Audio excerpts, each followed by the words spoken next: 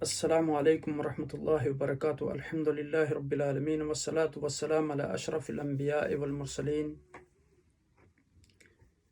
اللہم رب اشرح لی صدری ویسر لی امری واحلل عقدۃ من لسانی یفقہوا قولی۔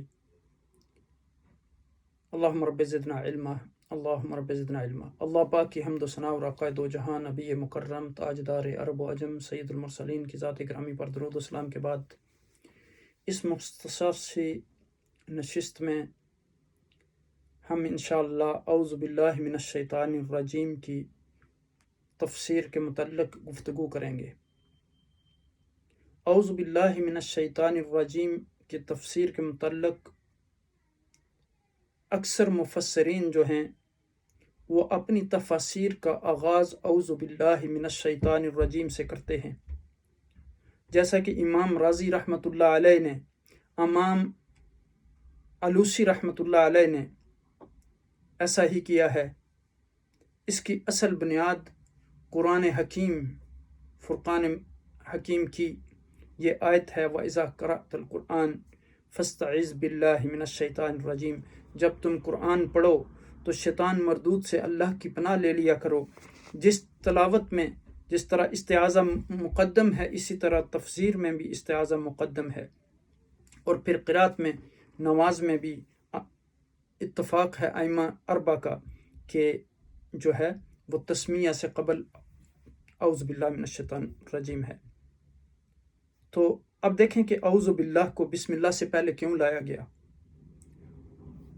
کیونکہ قرآنی حکم میں فائدہ قرأت القرآن فاستعذ باللہ من الشیطان الرجیم، اس میں یعنی شیطان سے ہی پناہ کیوں مانگی گئی؟ انسان کے دشمن تو اور بھی بے شمار ہیں، لیکن شیطان جو ہے وہ دشمن کامل ہے، باقی جتنے بھی دشمنان ہیں، جتنے بھی عدو ہیں، وہ ناقصہ ہیں۔ تو تلاوت کلام پاک سے پہلے تعوذ کا پڑھنا قرآن حکیم کی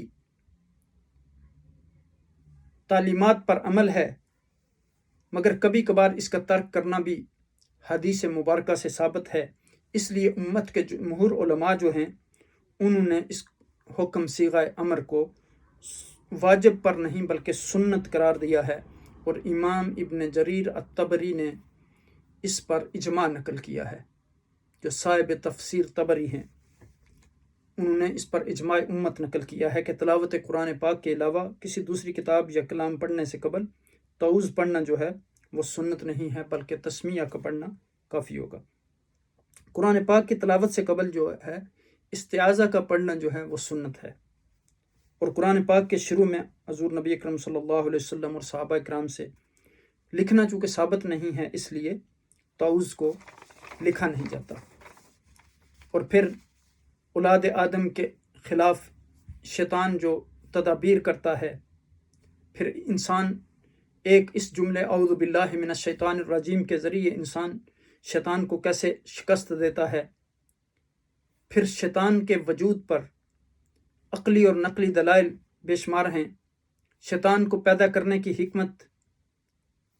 ان تفصیلات سے پہلے آپ غور کریں کہ اعوذ و اعاذ یعوذ سے فاعل متکلم معروف کا صیغہ ہے، اس کا مصدر الاعوذ ہے، جس کا معنی الالتجاء لدفع المضرہ، یعنی تکلیف دہ چیز کو ہٹانے اور دور کرنے کے لیے درخواست کرنا۔ اس کا متقابل لوز ہے، جس کے معنی ہے الالتجاء لجلب المنفع، فائدہ حاصل کرنے کی درخواست کرنا۔ چنانچہ مشہور شاعر متنبی نے اپنے ممدوح کی تعریف کرتے ہوئے ان دونوں متقابل الفاظ کو اپنے ایک شعر میں جمع کر دیا ہے۔ وہ شعر یہ ہے کہ انی الوذ بہ مما اعملہ ومن اعوذ بہ مما احاذرہ، میں اپنی امیدوں میں ممدوح سے درخواست کرتا ہوں، اور ان تمام چیزوں سے میں اس کی پناہ چاہتا ہوں جو میرے لیے خطرہ کا باعث ہے۔ معلوم ہوا کہ امید کے موقع پر الوذ اور خوف کے موقع پر الاعوذ کا استعمال ہوتا ہے۔ اللہ اس میں جلالت ہے۔ شیطان اگر نون زائدہ ہے تو اس کی اصل شاتا یشیتو شیطان کے وزن پر ہوگی، جس کے معنی اختراق، جلنے کے ہیں، کیونکہ لأن الشیطان یحترق من الانسان غضبا و حسدا، یعنی شیطان چونکہ انسان کی دشمنی اور حسد میں جلتا ہے اس لیے اس کا یہ نام ہوا، اور اگر نون اصلی ہو تو شتنا یشتن شیطانا اس کی اصل ہوگی، جس کے معنی بود کے ہیں، لأن الشیطان بعید من الملأ الاعلی، بعید من رحمت اللہ، بعید من محبت اللہ، بعید من محبت الانسان، چونکہ شیطان جو ہے وہ ملأ اعلیٰ سے دور ہے، اللہ کی رحمت سے دور ہے اور انسان کی محبت سے دور ہے۔ تو الرجیم یہ رجام سے ہے، مشتق ہے، رجام پتھر کو کہتے ہیں جبکہ رجیم پتھر مارے ہوئے کو کہتے ہیں۔ فعیل بے معنی مفعول ہے، چونکہ کسی کو پتھر مارنا اظہار نفرت کے لیے ہوتا ہے، اس لیے اردو میں اس کا معنی مردود کیا گیا۔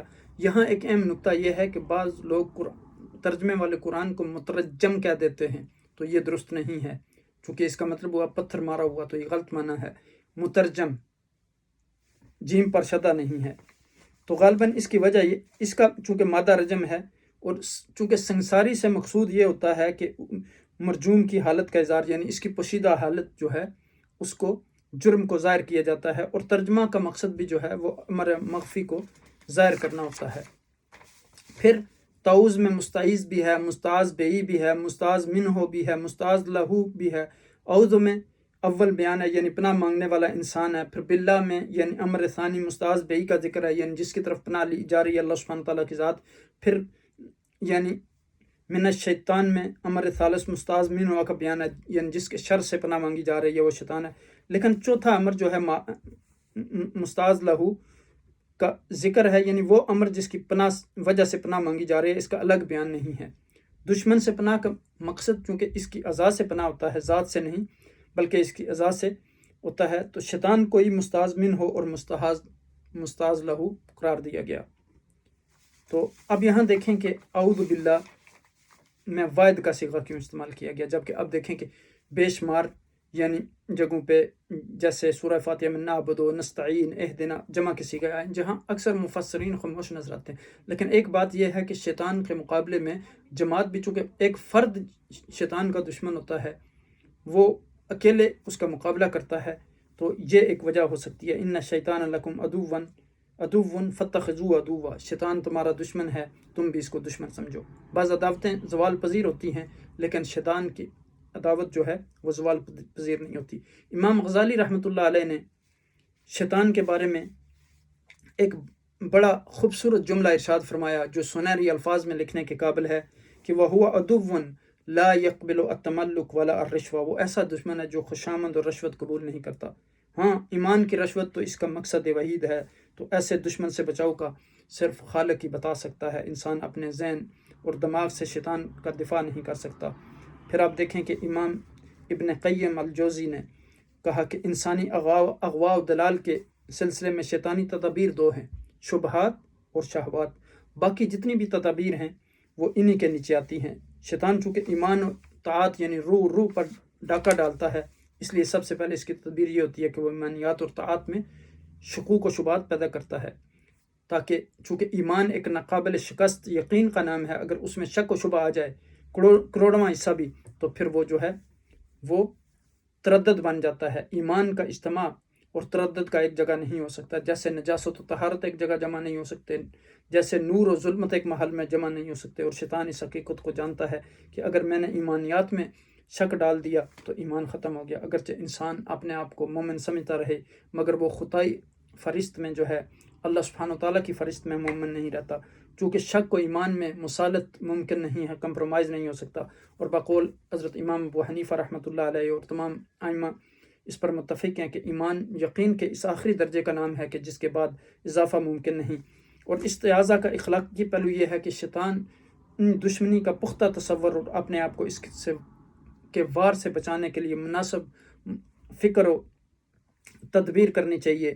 جب ہم اعوذ باللہ کہتے ہیں تو اس کا مطلب یہ ہوتا ہے کہ دفع مدرت کے لیے جائے پناہ کی ذات صرف اللہ تعالیٰ ہے۔ اسی حقیقت کو واضح کرنے کے لیے با استعانت لائی گئی، گویا ایک بندہ یوں کہتا ہے کہ دفع مدرت تکلیف دور کرنے والا اور نفع دینے والا صرف اللہ سبحانہ وتعالیٰ ہے. صرف اللہ سبحانہ وتعالیٰ کی مدد کے ذریعے ہی شیطان سے انسان کی حفاظت ہو سکتی ہے. یہ ایک حقیقت ہے جس کو قرآن نے ان الفاظ میں بیان کیا کہ وَإِن يَمْسَسْكَ اللَّهُ بِضُرٍّ فَلَا كَاشِفَ لَهُ إِلَّا هُوَ. اگر تم کو اللہ سبحانہ وتعالیٰ کوئی نقصان پہنچائیں تو اس کے بغیر اس نقصان کو کوئی دور نہیں کر سکتا. یعنی ہر مصیبت اور تکلیف کو دور کرنے والا اللہ کے سوا کوئی نہیں ہے. اللہ سبحانہ وتعالیٰ ہمیں شیطان مردود سے اپنی پناہ میں رکھے. جزاکم اللہ خیر وما علینا الا البلاغ. السلام علیکم ورحمۃ اللہ وبرکاتہ. پلیز اس ویڈیو کو دوسرے لوگوں کے ساتھ شیئر کریں اور اس چینل کو بھی سبسکرائب کر لیں تاکہ آپ تک قرآن کا پیغام پہنچتا رہے. جزاکم اللہ خیر وما علینا الا البلاغ. السلام علیکم ورحمۃ اللہ وبرکاتہ.